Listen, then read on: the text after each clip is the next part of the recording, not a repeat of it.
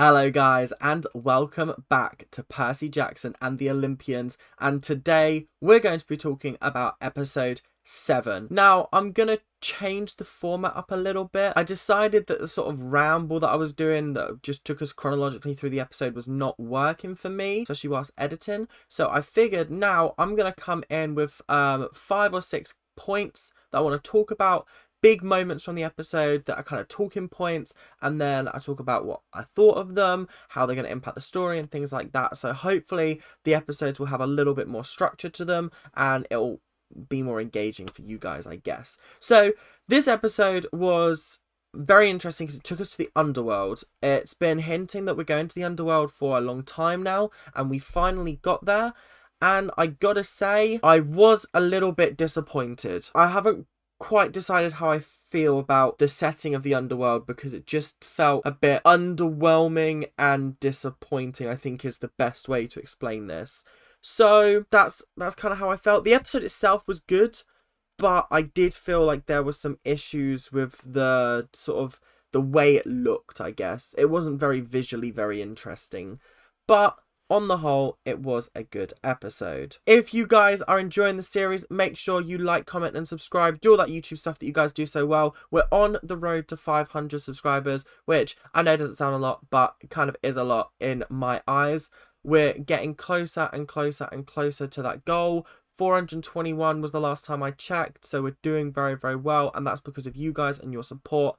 If you are enjoying, make sure you subscribe, make sure you comment, make sure you like, give me the support, and I'll keep making quality videos for you guys. Well, quality's subjective. You might not like them, but I think they're alright. So yeah, thank you. The first talking point that I want to bring up is the opening and the weird sort of dynamic between Procrustes and Percy. So, like I've said many, many times before, I do not remember the book, I do not remember the characters, their interactions, things like that. So Procrustes was actually a very delightful surprise. He was a creepy old man that was in charge of like a mattress store, and Percy walked in and was like, "Where's the underworld?" And he went, "Oh, why don't you take a seat?" And Percy was like, "Hey, I know what your game is. I know what you're like. You kill people and you trap them on the beds."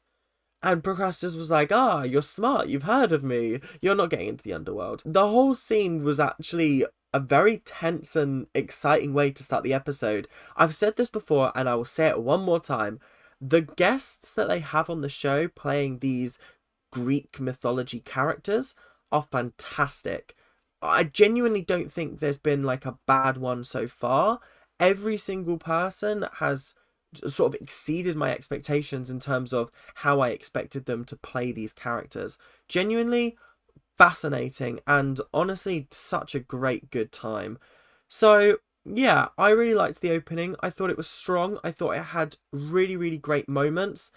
It did feel a little rushed, but that was just because I feel like they were wanting to get into the underworld and get the episode started. But there was some nice comedy moments. There was a cool moment where Procrustes got pushed onto the bed by an invisible Annabeth, and yeah, on the whole, very, very solid opening. The second talking point that I want to bring up is the introduction of some underworld icons.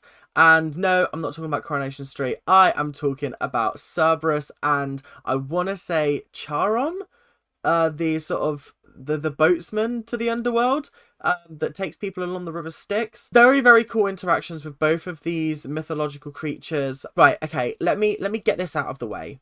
I really, really hated the way that the underworld looked. I thought it looked just boring and a really sort of dull interpretation of what the underworld should look like. It was just a bit too grey for my liking. Like, there were times when it was really dark on my screen and I was just like I'm not one to complain when it's dark on the screen. I've watched Game of Thrones, didn't complain. I've watched The Walking Dead, didn't complain. But I was complaining here because I really expected the underworld to have some kind of vibrancy and flair about it. I don't know why, because I always picture Hades as this kind of like theatrical person when it comes to sort of death and the underworld. I don't know whether that's coming from sort of like interpretations of Hades that I've seen before, but I just get the idea that I think like the underworld should be a bit more interesting visually than just a bleak grey landscape. I don't know what I was expecting, but I just wanted something other than grey, I guess. So the characters that we got, Charon and Cerberus, very, very cool. Our interaction with Charon was very, very limited, but when it came to Cerberus, we got a cool chase sequence. The CGI on the dog looked cool. Again, they used the trick of sort of having it far enough away and hidden by mist that it looked cool, but it didn't obviously showcase how fake it was. So I was grateful for that. Unfortunately, it just felt like Cerberus was defeated a little bit too quickly. I really thought there was going to be a bit of a battle, but Annabeth kind of just clung onto his skin and started to stroke him, and he went to sleep, and that was kind of it. I thought that was a little bit of a disappointment. Although Grover did get eaten, which I was a little bit surprised at. So yeah, that was a bit of a shocking moment, if you will. But on the whole, it was an interesting opening sequence. It didn't quite live up to what I was expecting from this section of the book, because the book makes it seem like there's, I don't know why, but I just imagined like purples and reds and greens, and like it looked like hell, but it was just a little bit more sort of like pop. It just popped a little bit more. Yeah, this version of the Underworld was a little bit of a letdown, if I'm being 100% honest. So it's time to talk about Annabeth and the Asfafel, I think is what they called it. They entered another grey environment where there were people bound by roots, and these appeared to be souls with regret, which I thought was very interesting, because it's one of those things where the Underworld is kind of, it's difficult to explain what I understand the Underworld to be. I understand the Underworld to be the place where every dead person goes, and it's not heaven nor hell, it's the Underworld. It's just where people go when they die. With like Christianity and other religions, there's an ideal of like heaven and hell, but that appears to not exist within Greek mythology. So this area of the Underworld is for people who are bound by regret, and I thought that was a very, very interesting notion. It was different to what we've seen before from sort of Underworld things, but I did like the inclusion of like more Greek mythology lore, things like that, because I feel like I'm watching the show and I'm Googling all these terms that they keep throwing out, and I'm actually learning stuff, which is quite cool. Unfortunately for Annabeth, this did not work out for her very well, because she started to like get trapped by the roots, and it was because she clearly regrets something. I wonder whether this is going to be a bigger plot point in the future, because I was sitting there and I was like, what does she regret? Is it something to do with Luke? Is it something to do with her mum, like Athena? Like, what's actually going on? And I wonder whether that's going to be either a plot point in the finale, or whether it just gets ignored, which I think would be a little bit weird if it did. I do want them to answer that, because I think it's a very interesting plot point that they've set up. But I am just worried that they're gonna kind of breeze past it, and it's not gonna be as interesting as I thought it was gonna be. But yeah, Annabeth managed to make it out of hell, because the only way she could escape was by using one of the pods, or one of those little pearl things that Percy got given at the end of last episode. And so Grover and Percy had to press on. It did feel weird not having Annabeth around for the rest of the episode, but I think it kind of worked a little bit more, because Grover and Percy, it started out with Grover and Percy, so it should end with Grover and Percy. But then I realised, wait, there's still another episode, so actually maybe that doesn't work as well as I wanted it to. I don't know. Maybe that's just how I feel. But on the whole, this section of the episode was quite cool, I guess. It's time to talk about some pretty big plot twists. There were a couple of big plot twists in a row that really kind of threw me for a loop, and I was like, oh my god, I've completely forgot all of these plot points from the books. And I'm a bit embarrassed, because when they said them, I was like, oh my god, that's so shocking. Wait, I've read this book before. Of course I knew that was going to happen. So like, but obviously I've forgotten. So yeah, honestly, the plot twists in this episode they caught me off guard, and they definitely elevated this episode from like sort of a good episode to a great episode, and an episode that like I actually did wind up enjoying. Up until that point, I was kind of like, this might be the first clunker of the series, the first episode that I'm sort of like, not a big fan of. But then the plot twist happened, and suddenly I was like, mad.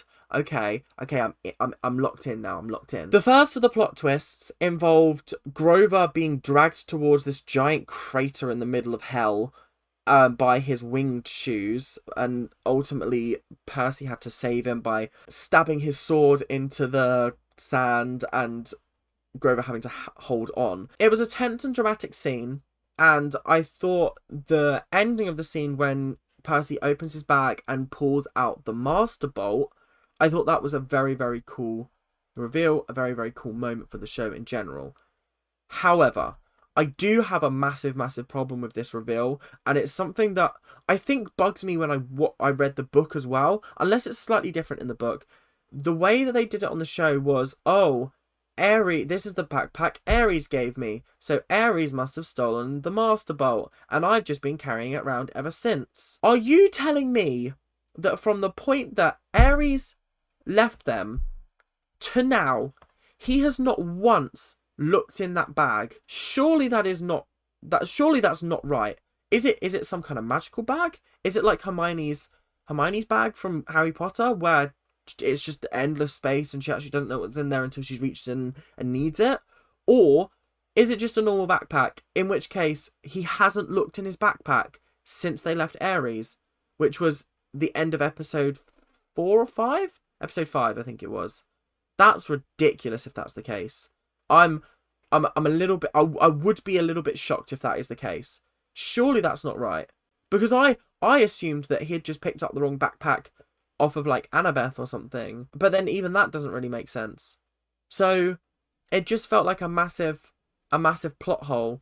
But again, who am I to question the story? Do you know what I mean? The second plot twist that I wanted to talk about was the fact that when they went to actually go see Hades, it wasn't the person that we'd been seeing in the room. So Percy's been having these weird dreams, and they've obviously been hinting that Hades might be coming after him, I guess. So I was really expecting Hades to look like the guy in the dreams. The Hades did not look like the guy in the dreams, and I was caught off guard and very, very concerned, because I was like, hang on a minute, what's going on? What's actually happening here? And this was when they revealed that Hades is not the bad guy after all.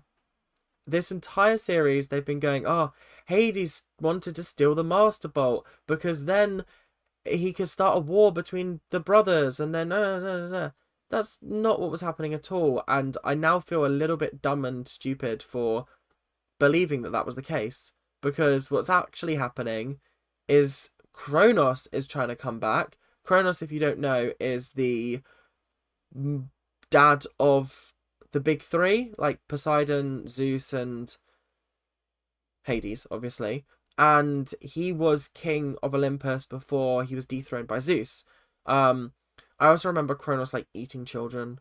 I don't know whether that's true or I'm mixing him up with another Titan, but that is what is happening, and that explains why the Master Bolt was being dragged towards the big hole in the ground, because Kronos was in that hole, imprisoned, and was after it. So big plot twists, big plot twists, and they did catch me off guard, and I didn't expect them. But it is kind of cool. So now they left the underworld to go find Hades' Helm of Darkness, because that's also been stolen as well. And yeah, honestly, a little bit crazy. I was in a little bit of shock after that, because I was like, hang on a minute, what? I don't understand. The last thing I want to talk about for this episode is probably the ending, but also the little like flashback moments that we had between Percy's mum and obviously Percy when he was younger.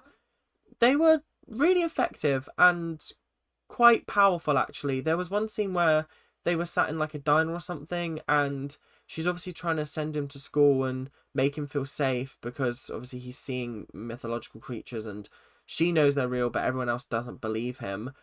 And he turns to her and he's like, why are you leaving me? Like, I would never do this to you. And you can see this is clearly upsetting her.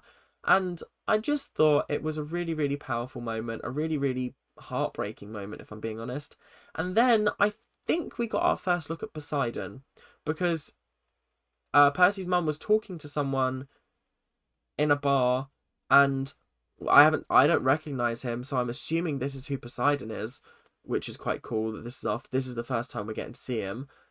And then the ending of the episode saw obviously Percy, Grover, and Annabeth back on the beach, having used their pearls to escape. Oh, Grover lost his pearl, by the way, in the stomach of Cerberus, so yeah, don't ask about that. But Grover then used the spare one, which was meant for Percy's mum, but obviously Hades is still holding Percy's mum captive until he gets his Helm of Darkness back, or whatever it's called. And then they look over on the beach, and I'm like, oh my god, it's Poseidon, he's here to help Percy. Yeah, no, it's not Poseidon, it's actually Ares, the god of war. Yeah, looks like they're gonna have a battle next episode, a demigod fighting an actual god. That's going to be very, very interesting, and I'm actually kind of excited to see how that goes. I didn't expect to see Ares again so soon, but also with the plot twist that Ares was the one that stole the Master Bolt, or had the Master Bolt on him at the time, it kind of does hint that we're going to see him again. And I was going to say I'm surprised we're seeing him so soon, but there's only one episode left to wrap everything up. I'm worried they're not going to be able to do it, because we've still got to go to Mount Olympus in the next episode.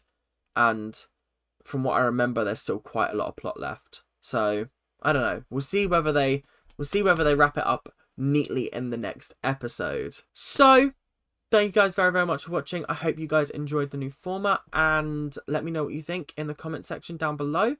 Like, comment, subscribe, do all the YouTube stuffs, and I will see you guys in the next episode. Keep on ranting. Bye now.